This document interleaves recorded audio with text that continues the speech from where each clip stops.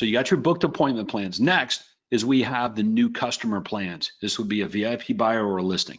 Okay. And then sky's the limit. You just decide what you want to include in your campaign. Like, for example, I know in Nancy's plan, in her listing plan, is to basically coordinate a 30-minute open house, sometimes 1 hour open house. She also does a virtual open house on the same property. So she discovered that, she generates twice as many leads having a virtual open house and having an in-person untraditional open house. Right? And that's part of the listing campaign. So Nancy can be at her second home in Orlando, businesses in New Jersey. She can be at a second home in Orlando, and in New Jersey, where her company is, it's happening without her involvement. But if the CRM didn't tell her people to do it, probably wouldn't happen, as an example. My favorite with like the listing plan is, how about this? Create an ad without the address and replace with a headline and run it in 3 places today. So that's how these things get done, man. Otherwise, I don't know if it ever happens.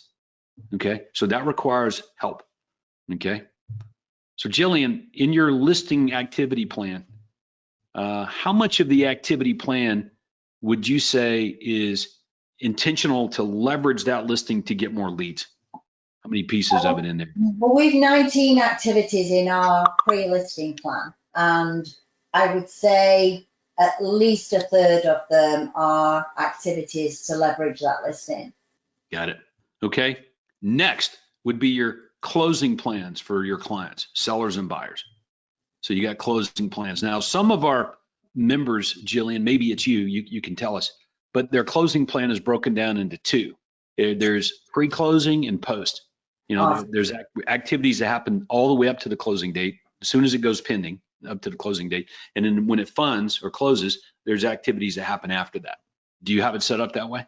Yeah, we do. Actually, it's 14 activities in the post-closing and 27 in the pre-closing. I like it. All right, so you guys can copy and download these plans, but here's what I recommend you do. I'm going to go back to this titanium book that I showed you guys a little bit ago, and I want to share something with you. Check it out right here, guys. So let's say that I was doing a consult, a one-on-one consult with a new titanium member. I pulled this assessment out and I asked them questions. I'll ask all of you on process documentation. Okay, on a scale of 1 to 5, where are you? 1 being low, 5 being super high. Where are you? Nothing is documented. We do not follow a consistent process.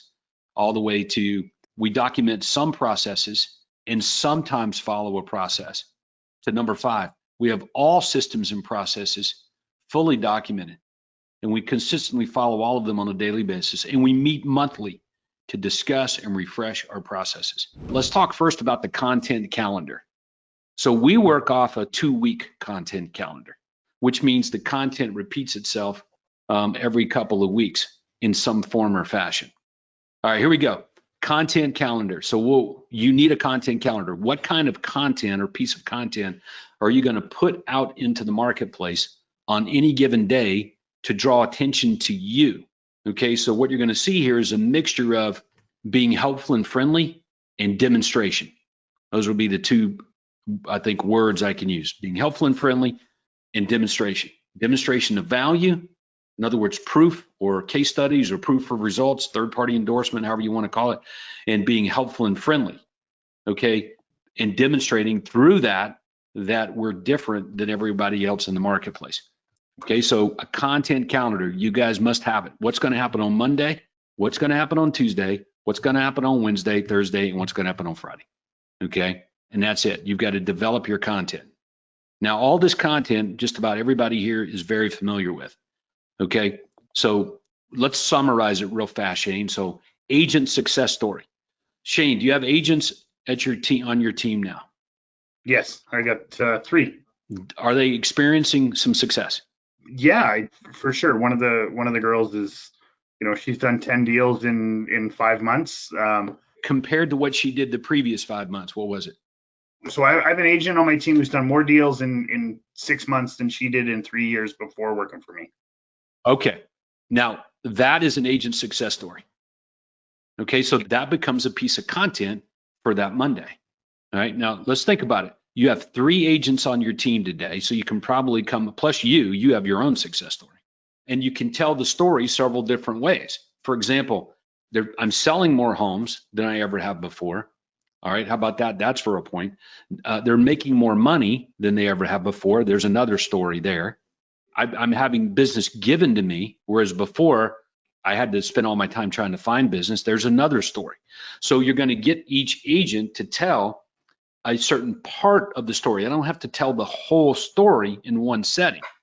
So I can repurpose the agent's success story by chopping it up into more than one story. Does that make sense?